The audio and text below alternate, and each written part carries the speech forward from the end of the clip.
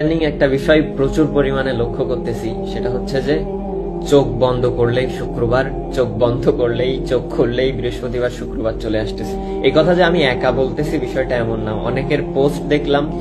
বিষয়টা মোটেও কাকতালীয় না, আমি নিজেই অনুধাবন করতেছি কিভাবে কিভাবে যেন দিন কেটে যাচ্ছে।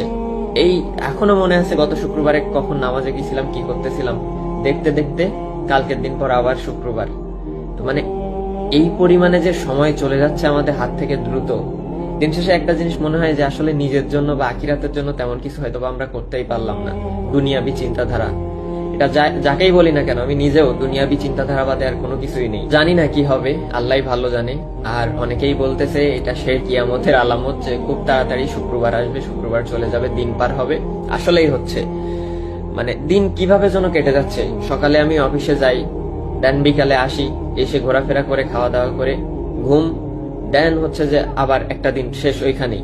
দেখতে দেখতে মানে আমি কখনো দেশের বাইরে তো দূরের কথা, দেশের মধ্যেও কোথাও বাড়ি রেখে 4-5 দিন একসাথে অন্য জায়গায় এইভাবে থাকা হয়েছে বলে আমার মনে পড়ে না।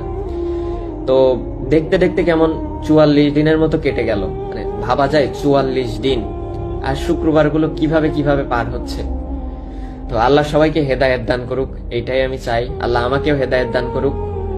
জানি না দুনিয়াতে কতদিন আছি, তবে দিন শেষে যে আশা ভরসা ফ্যামিলির সাথে কাটানোর, তাদের সাথে একসাথে থাকার, এতটুকুই আর কি। সো একটা জিনিস কিন্তু ভালোই হচ্ছে, দিন কেটে যাচ্ছে। আমি জানি না কতদিন বাঁচবো, তবে দিন যেহেতু কেটে যাচ্ছে, হয়তোবা একটা বছর দেখতে দেখতে কেটে যাবে, বাসায় ফিরতে পারবো, আল্লাহ ভরসা আর কি। আপনারা দোয়া কইরেন, আপনাদের জন্য দোয়া থাকলো।